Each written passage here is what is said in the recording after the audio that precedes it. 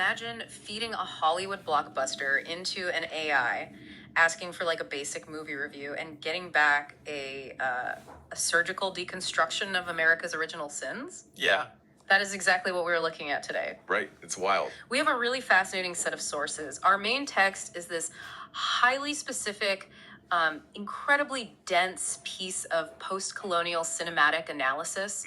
And it was generated by Google's Gemini AI, just responding to a user's prompt. Yeah, just a regular prompt. Right. And the subject of this critique is a film identified in the text as Christopher Nolan is Odyssey. Which is such a massive concept on its Well, own. absolutely. So the mission of this deep dive today is to map out this specific intellectual framework. We really want to understand how a piece of media, in this case, a modern retelling of ancient Greek myth, Right. how it can be decoded to reveal these just massive, really uncomfortable questions about the world we live in today.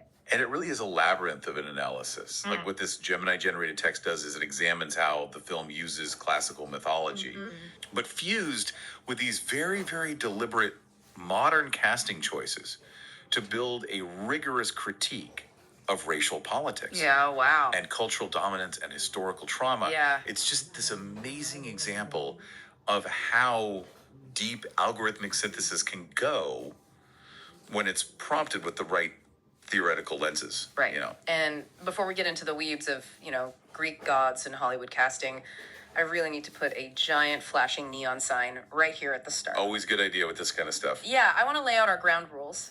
The source material we are unpacking today contains highly politically charged perspectives Very much so. regarding race, American pioneer history, and cultural power dynamics. So I want to be explicitly clear here. Neither of us is taking a side here. We are not endorsing these viewpoints. No, not at all. And we are not offering our own personal political commentary on the validity of the AI's critique. Our sole job today is impartial translation.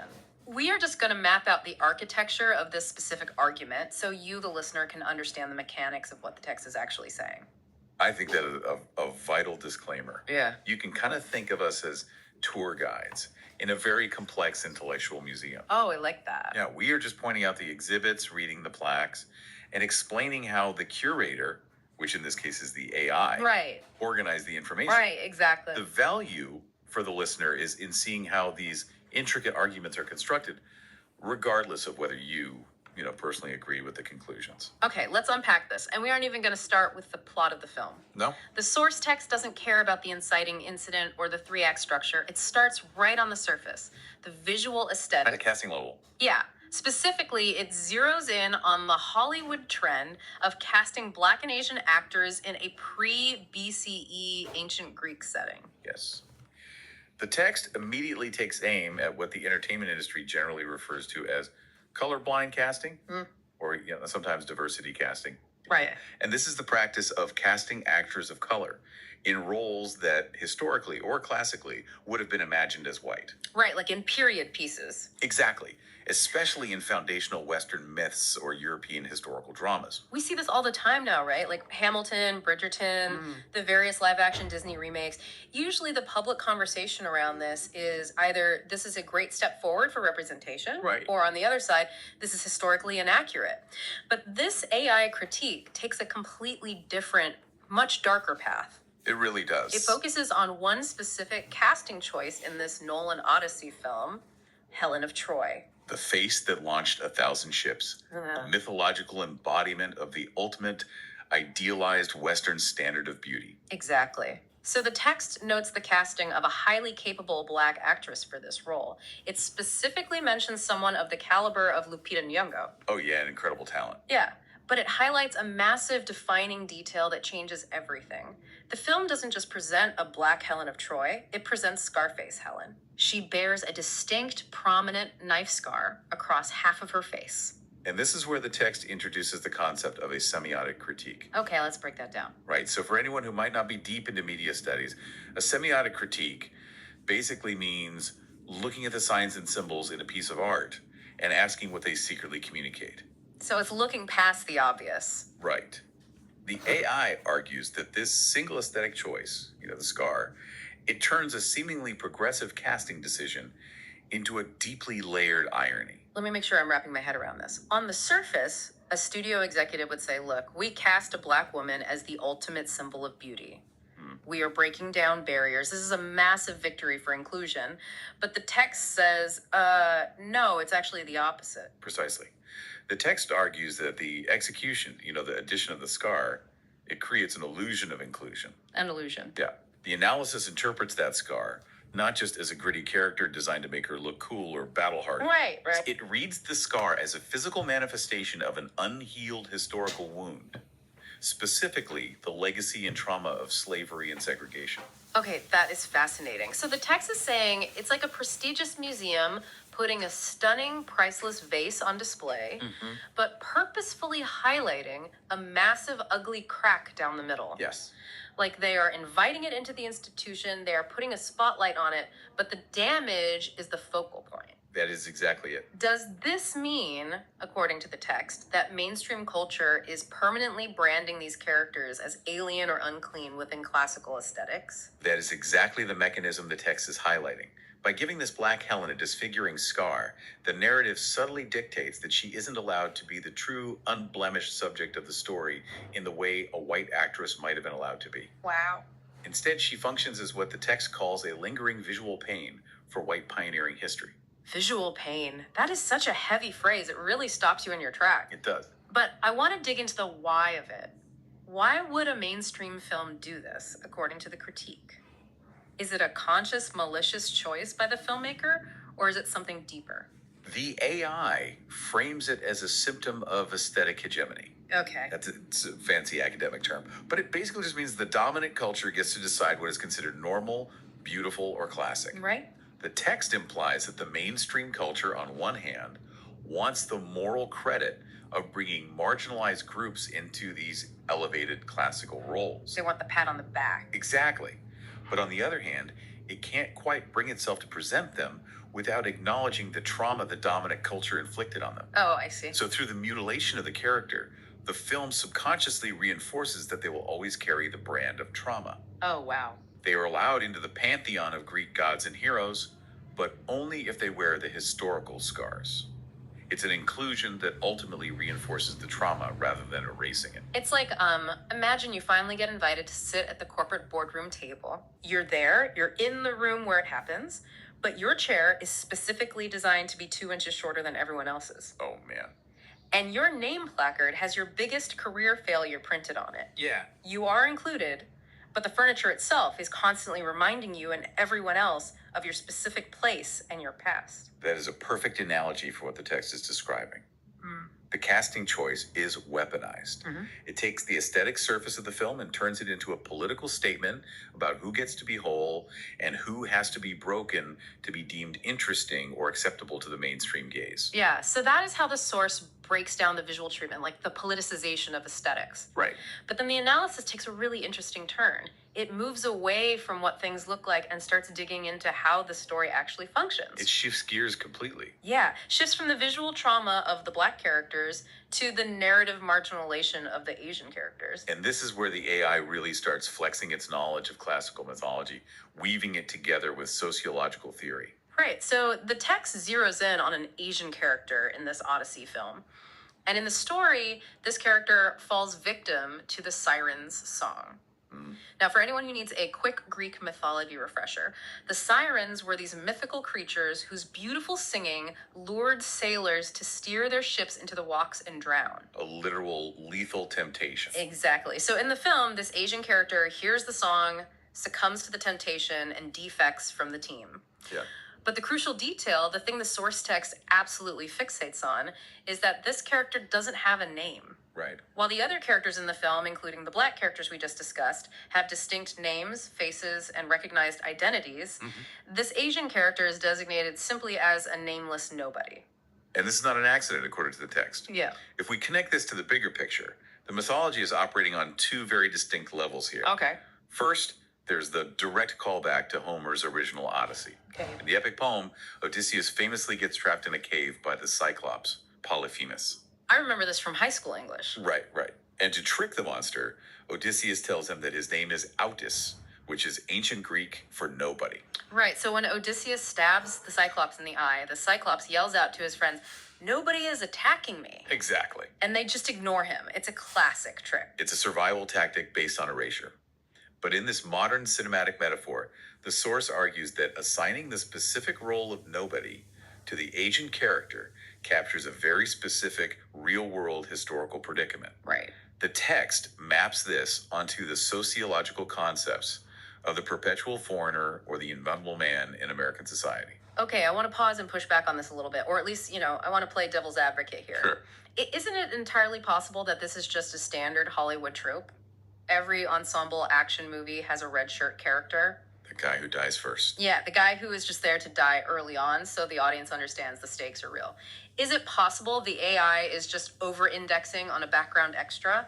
Like, why does the Asian character's lack of a name specifically mean all of this? The text explicitly notes that the black characters have names.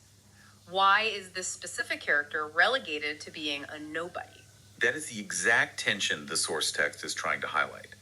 It's arguing that in a film where every detail is meticulously crafted, where casting a scarred Helen of Troy is a deliberate choice. Right. The choice to make the only Asian character a nameless defector cannot be ignored. The text describes this as a structural tragedy. It's a structural tragedy. Yeah. And to understand how that structure works, we have to look at how the analysis interprets the Sirens song. Okay, break that down for me. If the sirens aren't just literal bird women on a rock, what do they represent in this post-colonial framework? The analysis reads the Sirens song as the spiritual calling of mainstream dominant society. Okay. It's the lure of assimilation. It's the promise that if you just swim over here, you can be part of the center of power. But it's a trap. It's a trap because of the structure of the narrative. Yeah. The text argues that because this character is structurally positioned as a strap, nobody, they have no backstory, no narrative weight, no agency in the core plot. Right. They can never truly integrate into the main crew's power circle. They're structurally barred from sharing in the final victory of the spoils of the journey. Wow. The script simply doesn't allow them to win alongside the white heroes. I see. It's like, imagine playing a massive open world video game, but you are forced to play as an NPC. A non-playable character. Yeah, a non-playable character. You can walk around the map, you can stand next to the main characters, but the game's code physically prevents you from leveling up or triggering the final cutscene. Exactly. The system itself is built to exclude you from the victory condition. That's a brilliant way to conceptualize it. And because they are barred from the victory condition, the text argues that the Asian character's defection to the Sirens isn't a personal moral failing. It's not a choice. Right? It isn't a character flaw or a moment of weakness. It is an inevitable rebellion against a mythic system and a narrative that they fundamentally do not belong to. Wow. So if you can never truly be part of the crew, leaving the ship isn't a betrayal. It's just realizing you were never really on the team to begin with. Exactly. The source views this character arc as a stereotypical projection by white narratives. It's a projection that assumes Asians lack a collective sense of belonging to the American project. Because society has labeled them the perpetual foreigner. Exactly. The narrative assumes they're destined to listen to a different song and abandon the ship. It's a tragic catch-22. Yeah. They are denied an identity and then punished narratively for not being loyal to the people who erased them. That is incredibly bleak, but you can see how perfectly the AI pieces that argument together. It really fits. So we have the visual scarring of one group forced to wear historical trauma just to be seen. And we have the structural erasure and inevitable alienation of another group, doomed to defect because they are barred from belonging. It's like the source is saying the film is building a hierarchy of marginalization. Yes. It's categorizing how different groups are forced to process trauma within this classical Greek framework. It's a very meticulous, almost mathematical deconstruction of character dynamics. But what happens next in the text is perhaps the most audacious leap in the entire analysis. Yeah, it gets intense. The deep dive zooms way out. It moves from these micro-level character studies to a massive macro-historical critique. Right. It takes one specific violent plot point in the movie and connects it to the literal foundation of American mythology. And it uses one of the most sacred concepts of the ancient Greek world to make that connection, the rule of Zeus. Now, to grasp the weight of this, we need to understand what the rule of Zeus actually was in antiquity. Okay. In ancient Greek culture, this was known as xenia, or the sacred law of hospitality. And this wasn't just a polite suggestion to offer your guest a glass of water. This was a big deal. It was the bedrock of their civilization. Travel in the ancient world was incredibly dangerous. There were no hotels. Right. If you were traveling, you relied entirely on the kindness of strangers to take you in, feed you, and protect you. The Greeks believed that Zeus himself was the protector of guests. So it's divine law. Therefore, treating a guest as you would treat yourself wasn't just good manners, it was a religious obligation. If you violated the guest-host relationship, you risked the wrath of the gods. Okay, so Xenia is this inviolable sacred law. But the source text describes a sequence in the film that takes this concept and turns it into a nightmare. A complete inversion. It details a scene where guests use this exact rule, this sacred hospitality, to completely flip the dynamic. They enter a grand mansion as welcomed guests, and then once they are inside and trusted, they go on a bloody, violent killing spree against their host. They weaponize the hospitality to destroy the host. When I read that part of the source material, it instantly felt like the setup for the ultimate home invasion thriller. Oh. There's something deeply primal and terrifying about that. You open your doors, you offer your hearth, and the people you welcome in are the ones who slaughter you. Yeah. It's the ultimate betrayal. But I have to ask, how does this fit into the post-colonial critique? What does a cinematic mansion massacre have to do with the broader societal arguments the AI is making? This is where the expert analysis in the text delivers its most brutal deconstruction. The AI argues that this mansion massacre is not just a thrilling action sequence or a clever subversion of a Greek trope. Okay.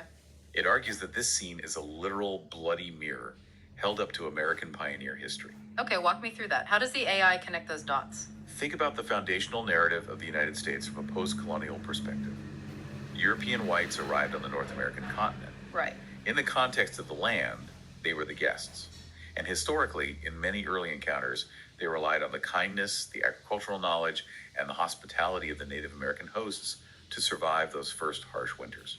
Right, that is the literal story we teach children in elementary school. The welcoming host helping the struggling guest. But the critique points out the historical reality that followed.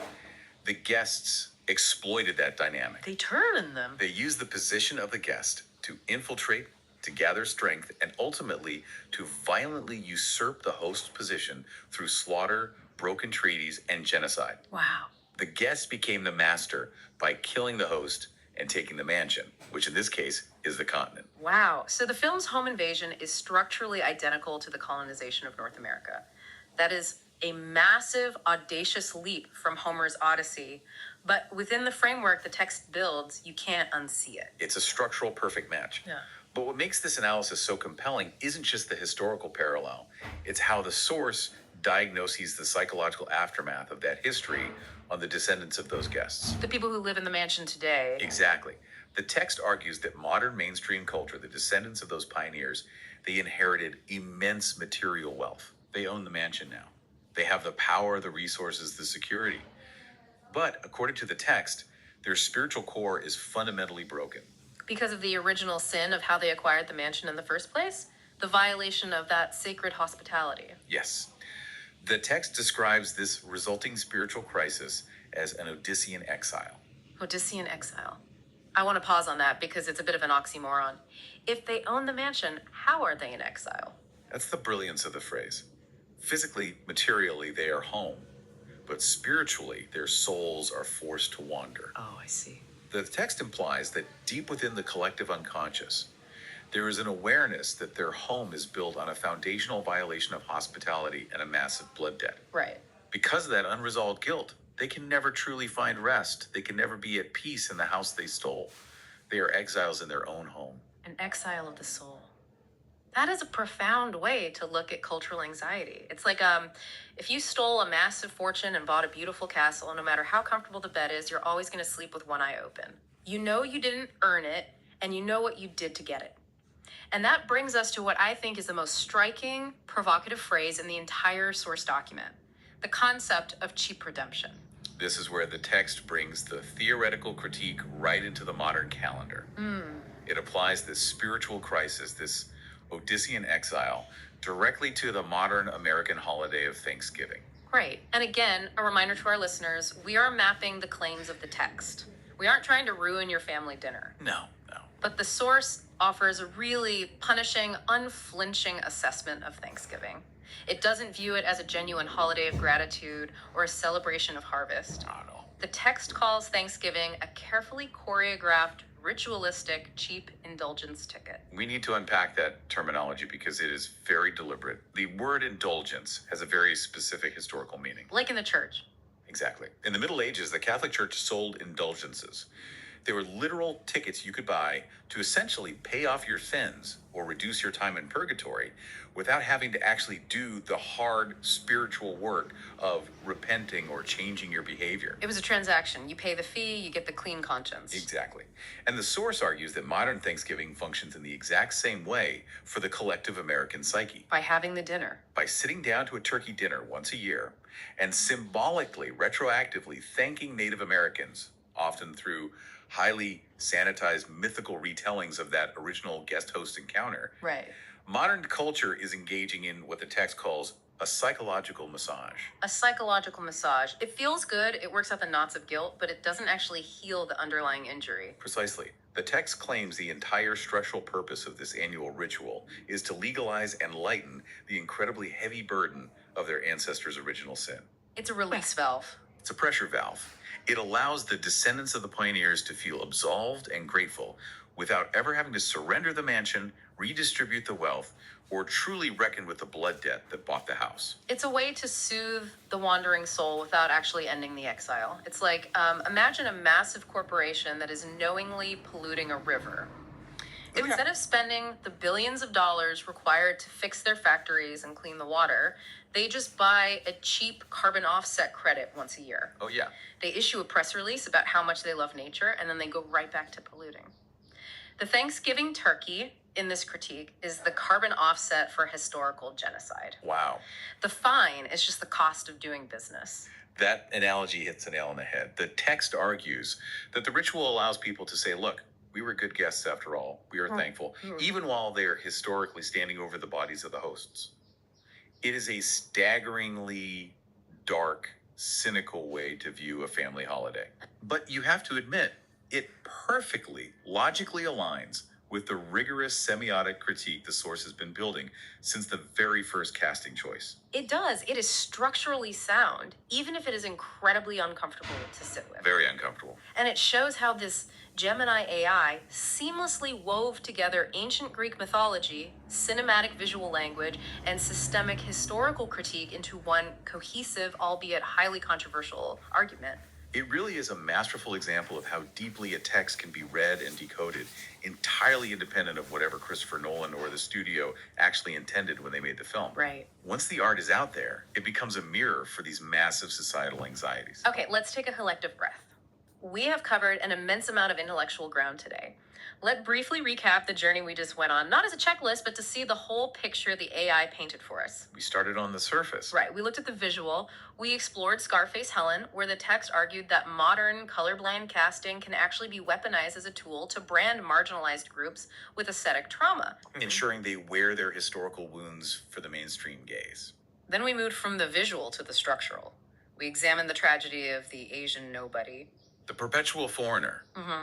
We saw how this character was structurally barred from belonging, making their defection to the sirens not a betrayal, but an inevitable rebellion against a narrative that erased them. Exactly. And finally, we took that massive leap into macro history, We unpacked the rule of Zeus and the Mansion Massacre. which the text viewed as a direct, bloody mirror to the violent origins of the American pioneer myth, a myth that resulted in a culture trapped in an Odyssean exile, desperate for the cheap redemption and psychological massage of Thanksgiving.